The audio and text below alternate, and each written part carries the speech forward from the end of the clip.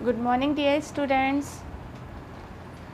Today we are going to solve some questions and examples of your exercise 1.2.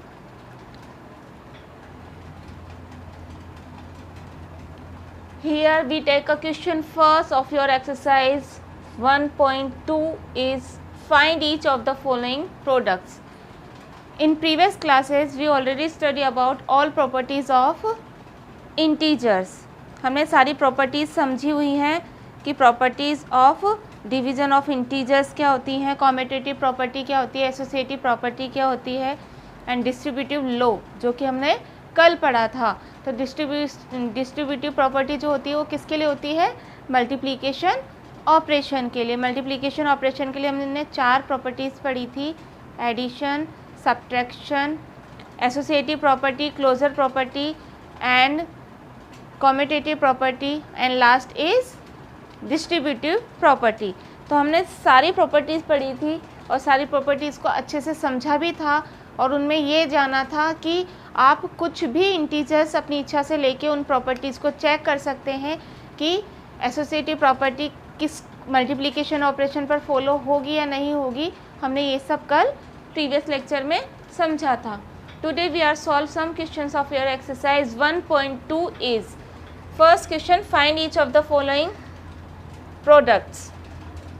Here first part of this questions, bracket of minus 18 into minus 5 multiply by bracket of minus 4. आपको ये question solve करना है, इनका product निकालना है. Product means इनको multiply करके लिखना है. तो आप जानते हैं जब भी हम सॉल्व करेंगे क्वेश्चन को विथ साइन सॉल्व करते हैं तो माइनस इंटू माइनस हो गया प्लस. तो पहले माइनस 18 आपने सेम लिखा, हमने इन दोनों का मल्टीप्लाई किया.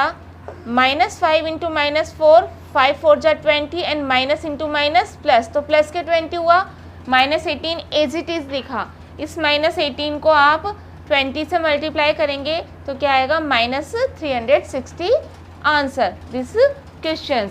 And next question, minus 15 multiply by 0 multiply by minus 18.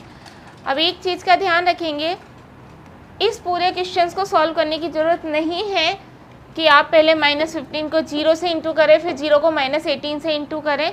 It is not necessary because here multiply by 0 of this numbers. यहाँ पर 0 इन नंबर से मल्टीप्लाई हो रहा है तो हम ये डायरेक्ट कह सकते हैं कि इसका आंसर डायरेक्ट 0 होगा. क्यों? क्योंकि किसी भी संख्या को जब हम 0 से मल्टीप्लाई करते हैं तो ऑलवेज इज इक्वल टू 0. वो गिव्स अस जो वैल्यू देता है वो क्या देता है, 0. तो ये फर्स्ट क्वेश्चन के फर्स्ट और फिफ्थ पार्ट है. आई होप आप सभी के पास बुक्स अब अवेलेबल होंगी तो आप बुक्स में क्वेश्चंस आराम से देख सकते हैं. Here we take a question 2 of your exercise 1.2, verify the following. हमें इस क्वेश्चंस को वेरीफाई करना है. वेरीफाई करने का मतलब होता है कि आप इस क्वेश्चंस के दोनों पार्ट्स को सॉल्व करें और सॉल्व करने के बाद अगर वो इक्वल आते हैं तो हम उसे वेरीफाई कर सकते हैं. वेरीफाई करने का मतलब हमें ये बताना है कि दोनों साइड्स क्या आनी चाहिए, इक्वल आनी चाहिए. तो यहाँ पर हमने क्वेश्चन सेकेंड लिया, bracket of minus 21 into bracket of minus 4 plus minus of 6 bracket is closed is equal to minus 21 into minus 4 bracket close plus bracket start minus 21 into minus 6 और bracket close. तो ये 2 parts हैं. आपको ये बताना है कि ये और ये सॉल्व करने पर दोनों की जो वैल्यू है वो क्या होगी, इक्वल होगी. तो आपने ये सॉल्यूशन हम स्टार्ट करते हैं. Let us start of this question solutions taking LHS and taking RHS. सबसे पहले हमने LHS लिया, minus square 21 into minus 4 in plus of minus 6. अब हमें सॉल्व करते हैं by the board mass rule. सबसे पहले ब्रैकेट सॉल्व करते हैं तो आप सबसे पहले ये अंदर वाले ब्रैकेट के इंटीजर्स को सॉल्व करेंगे. तो minus 21 into bracket of minus 4 plus into minus, जब भी 2 साइन लगे होते हैं और उनके बीच में ब्रैकेट होता है तो वो साइन मल्टीप्लाई होते हैं. तो प्लस इंटू माइनस, माइनस के 6 आ गया और ब्रैकेट आपने क्लोज कर दिया. ओके, -4 इंटू माइनस माइनस को 21 as it is, multiply as it is, minus और माइनस जब भी 2 डिजिट्स माइनस की होती हैं तो वो ऐड हो जाती हैं, बट साइन किसका आता है? माइनस का। या प्रीवियस क्लासेस में पढ़ चुके हैं, इंटीजर्स के साइन के बारे में आप समझ चुके हैं कि इंटीजर्स के साइन को किस तरीके से सॉल्व करते हैं। ओके, तो -4 और -6 कितना हो गया? -10। अब फिर आप बीच में मल्टीप्लाई का साइन है तो माइनस इंटू माइनस तो हो गया प्लस, और 21 को 10 से मल्टीप्लाई किया तो 210, ये आपका आंसर आया। अब हमने टेकिंग RHS, हमने अब RHS लिया। RHS लेने के बाद ये साइड RHS है, हमने ये साइड लिख दी। -21 इंटू -4 सिंपली इंटू किया, माइनस इंटू माइनस प्लस, 4 1 जा 4 और 4 2 जा 8, 84 and plus minus into minus plus, bracket के अंदर का सॉल्व किया, पहले इसे सॉल्व किया फिर इसे सॉल्व किया, बीच में साइन प्लस था एज इट इज लिख दिया। माइनस के 21 इंटू 6 तो 6 और 6 2 जा 12, तो इन दोनों को ऐड किया 210। Here both sides are equal, आपने देखा कि दोनों साइड्स क्या आ रही हैं? इक्वल। दैट मीन्स आपने ये वेरीफाई कर दिया क्वेश्चन कि ये दोनों साइड्स क्या हैं? इक्वल हैं। तो हमसे यही पूछा गया था कि वेरीफाई करना, और हमने वेरीफाई कर दिया कि दोनों साइड इक्वल आ रही हैं। अगर इक्वल नहीं आती तो आप क्या कहते हैं कि ये क्वेश्चन प्रूफ नहीं हुआ। ओके, तो हम यहाँ पर लिख देंगे hence proof. Okay, and next question is determine the integers whose product with -1 is a portion. Means आपको डिटरमाइन इंटीजर्स करना है जिसका प्रोडक्ट -1 के साथ -22। फर्स्ट आपके क्वेश्चन है, ये पूरा क्वेश्चन लिखा हुआ है, इसका ए पार्ट है -22। मीन्स ये कह रहा है कि -22 को -1 के साथ मल्टीप्लाई करें तो आपके पास क्या इंटीजर आएगा। तो हियर हमने आंसर लिखा, -20 को 22 को मल्टीप्लाई करेंगे किससे? -1 से, तो माइनस और माइनस क्या हुआ? प्लस हो गया, और 22 इंटू 1 तो 22 आंसर। मीन्स इस क्वेश्चन में, थर्ड क्वेश्चन में आपसे ये कहा गया है कि -1 के साथ जो भी आपके पास गिवन नंबर है उसका प्रोडक्ट निकालना है। Okay, here we take a question 5 of your exercise, find the product using suitable properties. आपको ये जो प्रोडक्ट्स दिए हुए हैं इनको अपनी सुविधा के अनुसार जो भी प्रॉपर्टी यूज़ हो रही है उन प्रॉपर्टी से आपको इनका प्रोडक्ट निकालना है। आपने प्रॉपर्टीज़ पढ़ी हैं, closure property, associative property and commutative property, and last is distributive property. तो आपके पास जो भी प्रॉपर्टी आपके यहाँ पर लगे आप वो प्रॉपर्टी लगा सकते हैं। तो ये क्वेश्चन है फर्स्ट, 26 इंटू -48 प्लस -48 इंटू -36। अब हम आगे करते हैं, तो मुझे ये इरेज करना पड़ेगा।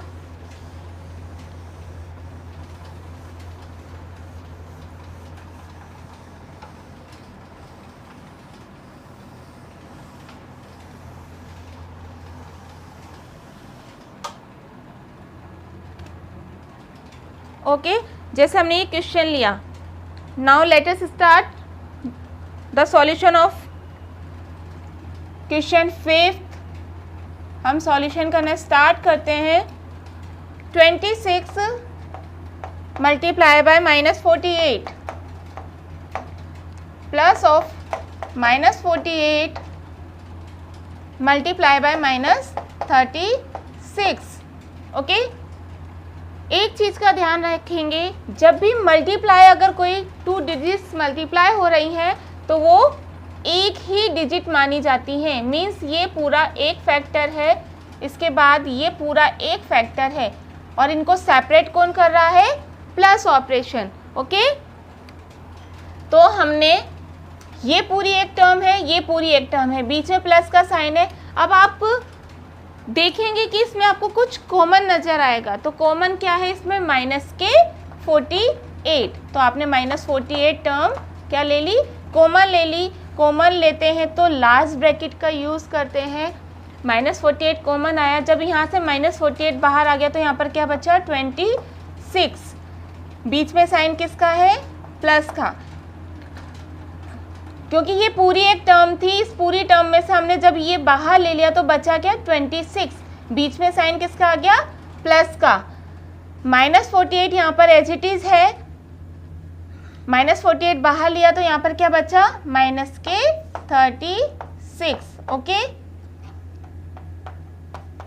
तो ये -48 हुआ और ये 26 plus minus -36 is equal to -48 और अंदर आपके बचेगा -10, क्योंकि जब भी एक संख्या प्लस की होती है और एक संख्या माइनस की होती है तो वो संख्या सब्ट्रैक्ट होती है, बट साइन किसका आता है, ग्रेटर वैल्यू का, ग्रेटर डिजिट का। ओके, तो यहाँ पर बड़ी संख्या -36 थी, माइनस हो गया और साइन किसका आ गया, माइनस का। इसको जब आप मल्टीप्लाई करेंगे, इसके बीच में मल्टीप्लाई का साइन नहीं है, पर आप एक चीज़ का ध्यान रखें कि जब भी दो डिजिट्स के बीच में अगर ब्रैकेट यूज होता है तो वो साइन मल्टीप्लाई अपने आप अंडरस्टूड होता है कि दोनों संख्या क्या हो रही है, मल्टीप्लाई हो रही है। तो -48 और into -10 equals to 480। This is the answer of this question. तो माइनस माइनस प्लस हो गया, 48 इंटू 10 480 हो गया। इसी का हम सेकेंड पार्ट लेते हैं।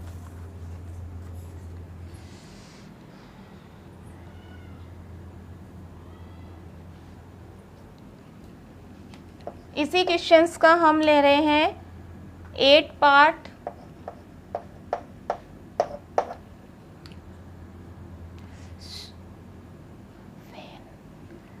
माइनस के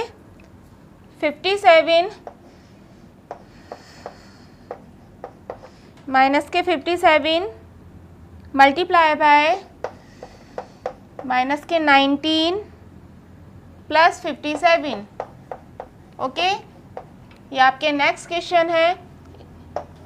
नाउ स्टार्ट दिस सॉल्यूशन।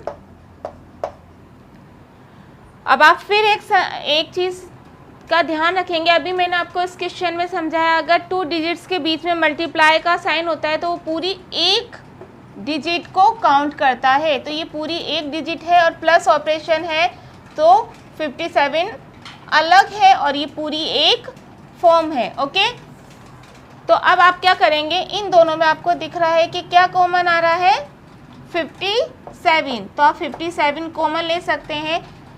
अब आप कहेंगे कि यहाँ पे तो -57 है, हमने 57 कॉमन लिया, तो -57 को आप 57 इंटू -1 लिख सकते हैं।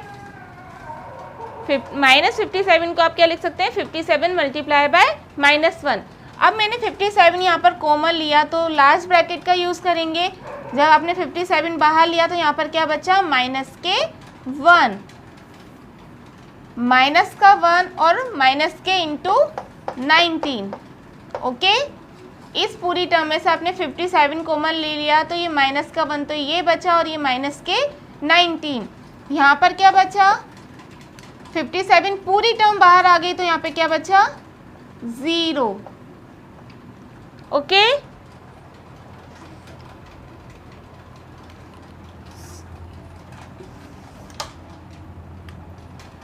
सॉरी, ये 57 आपने बाहर कॉमन लिया तो यहाँ पर क्या बचा, 1। ओके, तो यहाँ पर 57 माइनस माइनस कितना हो गया, माइनस माइनस प्लस हो गया, तो 19 + 1 is equal to 57 multiply by 20, 0, 2 7 जा 14 का 4 कैरिंग 1, 5 2 जा 10 और 1 11। This is the answer of this question. Okay, now here question number 6। यहाँ पर आपका क्वेश्चन नंबर 6 है। You right the question number 6 in your book.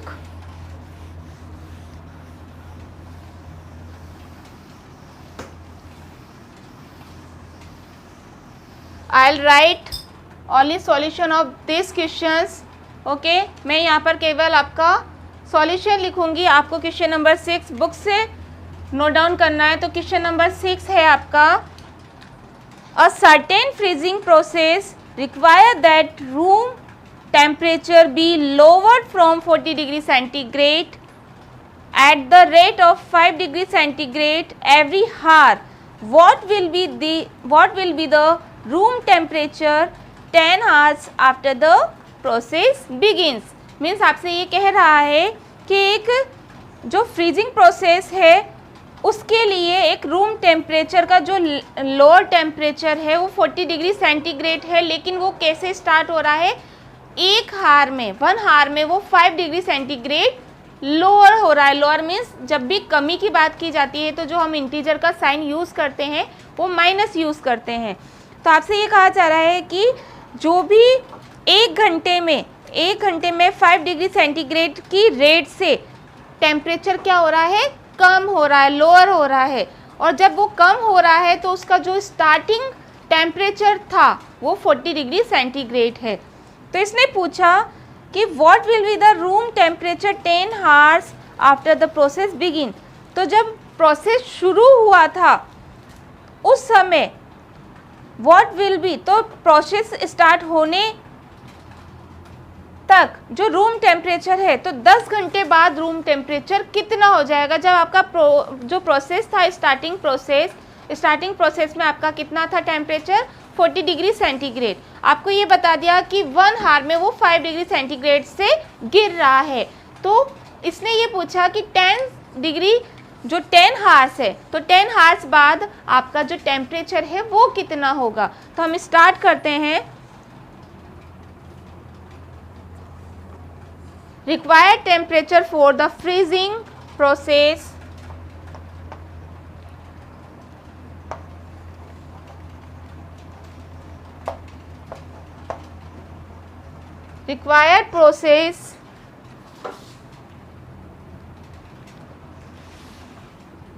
required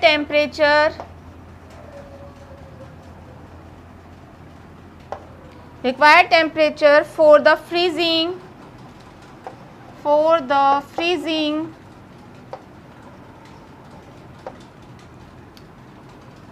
process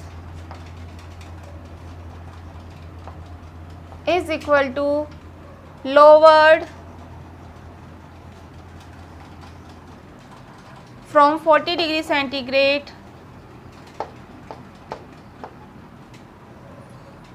at the rate of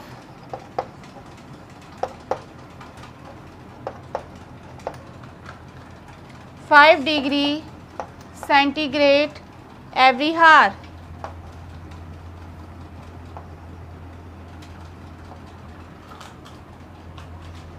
Therefore, room temperature will be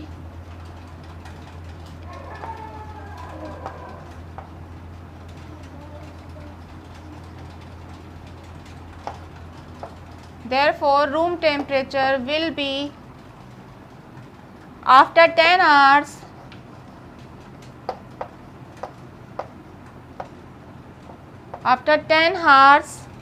is equal to minus 5 degree centigrade multiply by 10 is equal to minus के 50 degree centigrade. Starting lower temperature,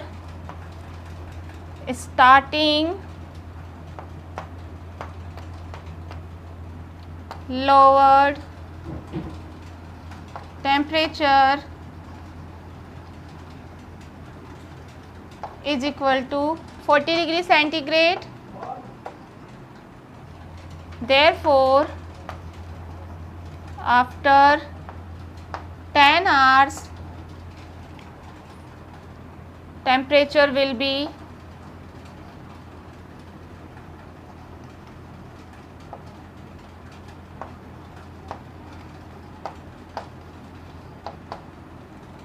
minus के 50 degree centigrade plus 40 degree centigrade is equal to minus के 10 degree centigrade is the answer of this questions.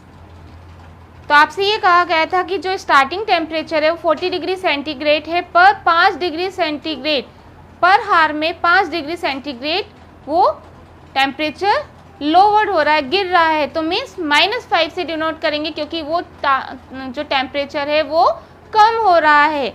-5 degree centigrade से। तो हमने यहाँ पर लिखा required temperature for the freezing process is equal to lower from 40 degree centigrade at the rate of 5 degree centigrade every hour. Therefore, room temperature will be the after 10 hours, 10 hours बाद टेम्परेचर कितना हो जाएगा -50 डिग्री सेंटीग्रेड, क्योंकि 1 हार में 5 degree centigrade less हो रहा है, कम हो रहा है, तो -5 से लिखेंगे। तो 10 हार में कितना हो जाएगा -5 इंटू 10, इसलिए -50 डिग्री सेंटीग्रेड लिखा। स्टार्टिंग लोअर टेम्परेचर आपके पास 40 डिग्री सेंटीग्रेड था, तो आफ्टर 10 हार्स टेम्परेचर विल भी कितना हो जाएगा -50 डिग्री सेंटीग्रेड बाद में हुआ, स्टार्टिंग 40 था, तो टोटल 10 हार्स में टेम्परेचर कितना हो गया -10 degree centigrade. Okay, I hope आपको यह क्वेश्चंस आज समझ में आए होंगे एक्सरसाइज 1.2 के। You practice all questions and examples of your exercise 1.2 and do the practice of your other questions of your exercise 1.2। आपको ये सारे जो क्वेश्चंस मैंने आज करवाए वो आपको नोट डाउन करने हैं कॉपी में, और उसके साथ साथ प्रैक्टिस भी करनी है। अगर आपको कोई भी प्रॉब्लम हो then you can ask me in the evening, and your homework is rest questions of your exercise 1.2. do the rest question of your exercise 1.2 in your fair notebook। जो भी आपके बाकी के क्वेश्चंस बचे हैं आप उन्हें करने की कोशिश करें, जो भी नहीं आए जिसमें भी आपको प्रॉब्लम हो वो मेरे से पूछ सकते हैं। Okay, take care, bye, thank you.